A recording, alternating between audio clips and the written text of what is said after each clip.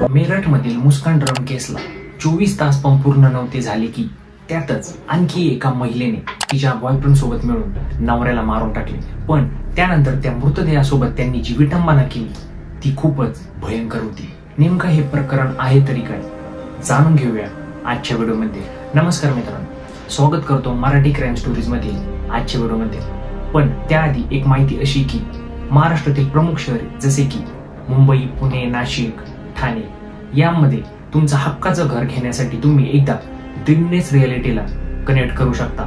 त्यांच्याकडे असणारे तुमच्यासाठी बजेट फ्रेंडली फ्लॅट तुम्ही एकदा बघू शकता। तुम्ही त्यांच्यासोबत काही जमिनीचे व्यवहार असतील त्यासंबंधी माहिती सुद्धा घेऊ शकता आणि व्यवहारही करू शकता। यासंबंधी पूर्ण माहिती मी डिस्क्रिप्शन मध्ये दिली आहे, ती तुम्ही एकदा बघा आणि तुमचं हक्काचं घर घेण्यासाठी ड्रीमनेस रिअलिटीला एकदा संपर्क करा। तर व्हिडिओकडे परत येऊया।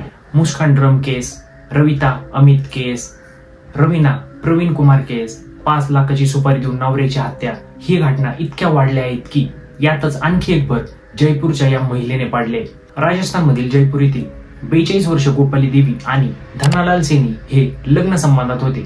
गोपाली देवी ही एका कंपनीमध्ये नोकरी करत होती आणि धनालाल सेनी हे भाजीपाल्याचा व्यवसाय करत होते। एके दिवशी धनालाल सेनी गोपाली देवी यांना विचारतात की तू कोणत्या कंपनीत नोकरीला आहे।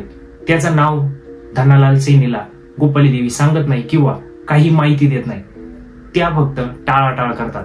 त्यामुळे धनालाल सेनी यांना गोपाली देवीवर थोडा संशय येतो। त्यानंतर एक दिवस 15 मार्च 2025 ला गोपाली देवी कामावर जात असताना धनालाल त्यांचा पाठलाग करतात आणि त्या नेमकं कुठे जात आहे ते बघतात।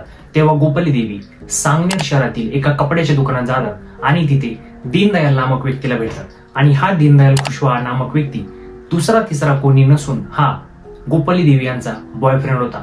गोपाली देवी आणि दीनदयाल यांच्यामध्ये 5 वर्षांपासून प्रेम संबंध सुरू होते आणि त्या दिवशी धनालाल या दोघांनाही रंगेहात पकडतात आणि तिथे खूप मोठे भांडण होते। धनालाल गोपाली देवी यांना सांगतात की त्यांनी परत दीनदयालला भेटायचं नाही आणि पुन्हा या चक्कर दुकानात यायचं नाही।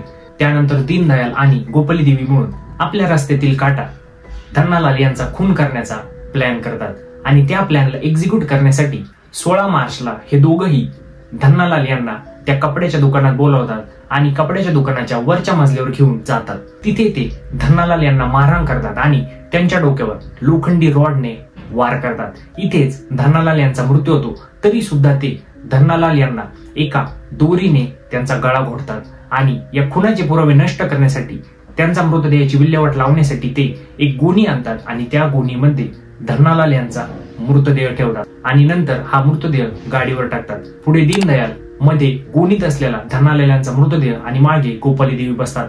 हे दोघंही जयपूरमध्ये एका मार्केटमध्ये 5 किलोमीटर पर्यंत सुनसान एरिया सापडवतात आणि एका जंगल असलेल्या एरियामध्ये रस्त्याच्या कडेला धनालाल यांचा मृतदेह फेकून देतात आणि त्या मृतदेह असलेल्या गोणीला ते दोघंही आग लावून देतात आणि तिथून फरार होतात। पण एकदा पापाचा घडा भरला की त्याची परत खरी नाही। या दोघांनाही माहित नव्हते की यांनी जो खून केलाय ते दोघंही मार्केटमध्ये फिरले आहे। ती सर्व घटना सीसीटीव्ही मध्ये कैद झाली आणि रस्त्याच्या कडेला काहीतरी जळताना बघून लोक तिथे थांबतात आणि त्यांना जेव्हा कळतं की तो मृतदेह आहे ते ताबडतोब पोलिसांना खबर देतात। पोलीस तिथे येतात आणि आपली चौकशी सुरू करतात। पोलीस सीसीटीव्हीच्या आधारे गोपाली देवी आणि दीनदयाल या दोघांनाही अटक करतात आणि त्यांची चौकशी करतात आणि त्यांच्या समोरच सीसीटीव्हीचे सर्व पुरावे ठेवतात आणि त्यांची चौकशी करतात। यात गोपाली देवी खरं कबूल करते की तिनेच दीनदयाल सोबत मिळून धनालाल यांना मारला आहे। दीनदयाल आणि गोपाली देवी यांच्या अटकेनंतर एकच खळबळ उडते की ज्या भारतीय महिलांच्या कार्याची, शौर्याची, त्यागाची आणि सर्वात महत्वाचं त्यांच्या मर्यादेची मिसाल संपूर्ण जगभरातील लोक द्यायचे, आज त्याच महिला एक्स्ट्रा मॅरिटल अफेअर करून आपल्या बॉयफ्रेंड सोबत मिळून आपल्या नवऱ्यांना मारत आहे। जर तुम्हाला राहायचं नसेल तर नवऱ्यासोबत डिवोर्स घ्या, पण त्यांना असं मारण्याचं हत्याकांड करू नका।